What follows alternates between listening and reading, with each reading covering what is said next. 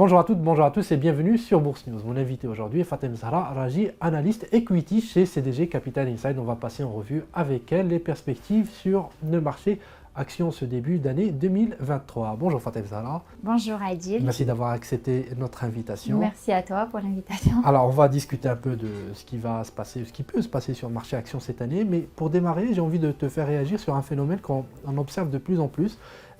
Et sur lequel on peut s'interroger, c'est la corrélation entre notre marché action marocain et les autres marchés internationaux. On le voit depuis 2013 et d'ailleurs on le voit sur ce graphique à l'écran, la corrélation était parfaite, elle s'est beaucoup renforcée avec la pandémie et depuis septembre, eh bien, cette corrélation a disparu ou est devenue négative. Est-ce que tu peux m'expliquer qu'est-ce qui a fait qu'on ne suit plus la tendance à l'international? L'ensemble des marchés à l'international ont connu une forte décélération courant l'année 2022 et le MASI a suivi cette tendance globalement baissière.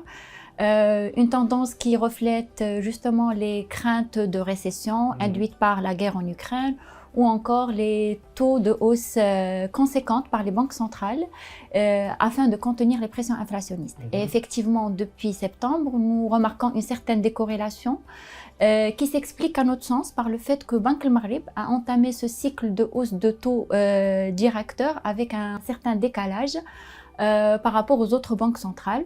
Et du coup, depuis septembre et donc depuis ces deux hausses successives du taux directeur, ils sont venus exacerber en fait la tendance baissière du marché action. On est un peu en retard par rapport à ces marchés-là. Exactement. Et justement, comment l'interpréter? Est-ce que ce retard va faire qu'on va le rattraper, donc on a un potentiel important par rapport aux autres marchés, ou est-ce qu'il faut oublier ces corrélations pendant un moment, on va rester écarté, éloigné des marchés internationaux? Il faut dire que le marché action fait face aujourd'hui à pas mal d'enjeux, que ce soit des enjeux d'ordre mondial, donc à savoir les tensions inflationnistes, les risques de récession qui sont induites, que ce soit par la guerre en Ukraine ou encore par les incertitudes qui entourent la conjoncture, l'économie chinoise, ou plutôt des enjeux d'ordre plutôt local, qui sont des déclinaisons des enjeux mondiaux, donc, ou plutôt des enjeux d'ordre plutôt sectoriel local. Et très local. Et je citerai notamment les incertitudes quant à l'orientation de Banque El Maghreb les mois à venir et son implication sur le marché obligataire, ou encore la hausse des taux et de l'inflation sur la demande intérieure. Donc, qui dit inflation dit hausse des coûts de production. Et là, la capacité des entreprises à impacter cette hausse sur la demande dépendrait justement du maintien de la demande des ménages, où celle-ci pourrait se réduire sensiblement en l'absence de hausse des salaires. Et donc, tenant compte de l'ensemble, on va dire, de ces enjeux, le marché action pourrait continuer à suivre les tendances que connaissent les marchés mondiaux, donc les tendances systémiques des marchés mondiaux, avec bien évidemment des spécificités sectorielles, on va dire. Très bien.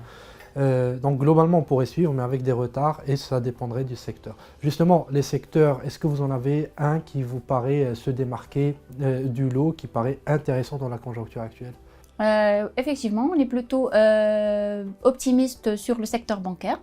Nous pensons que ces derniers restent bien positionnés en raison de l'impact positif de la politique de resserrement monétaire sur les marges d'intermédiation du secteur. Surtout que c'est un secteur qui bénéficie d'une large base de dépôts non rémunérés. Toutefois, nous pensons que cet effet positif serait partiellement atténué par le ralentissement de la croissance des crédits. Après une belle année, une belle performance enregistrée en 2022.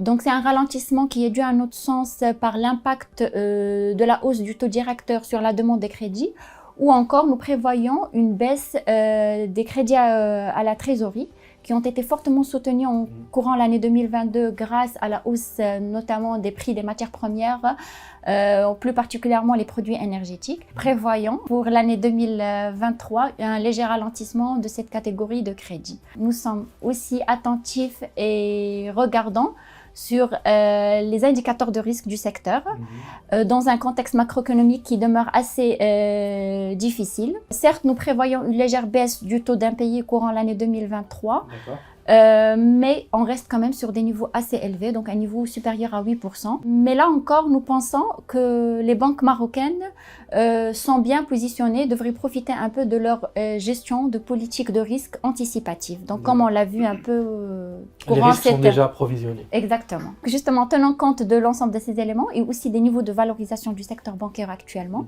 où on est à un taux de PE aux alentours de 16 fois, contre un niveau moyen historique sur les 10 dernières années de 16,6, retraité de l'effet impact des taux sur le ratio PE. Donc on est à des niveaux de valorisation plus ou moins assez attractifs. Donc nous pensons que ce qui laisserait un peu de la place à une légère appréciation des cours. Très bien. Et donc on voit à l'écran à l'instant vos différents cours cibles sur les valeurs bancaires. Et ce que vous nous dites en gros, c'est que les charges du secteur ne devraient pas beaucoup exploser et le chiffre d'affaires ou le produit net bancaire du secteur devrait lui profiter de la hausse du taux directeur. Est-ce que j'ai bien résumé? Exactement. Alors j'ai parcouru également un nouveau document de recherche que vous venez de publier au sein de CDG Capital Insight. J'imagine qu'on le retrouve sur votre site web. Est-ce que il y a des secteurs, et donc je l'ai vu et je voudrais vous faire réagir là-dessus, des secteurs qui vont, eux, pâtir de la situation. Je pense notamment peut-être au BTP, n'est-ce pas? Effectivement. Donc le secteur BTP, contrairement au secteur bancaire, devrait être impacté négativement. Donc on est plutôt négatif sur le secteur. Nous pensons que l'activité devrait afficher un repli en ce début d'année 2023, dû notamment au risque de récession à l'international ou encore des coûts de construction qui demeurent assez élevés. Donc, ce qui devrait impacter plus ou moins négativement le secteur. Donc, on est prudent par rapport au niveau de valorisation des opérateurs dans le BTP.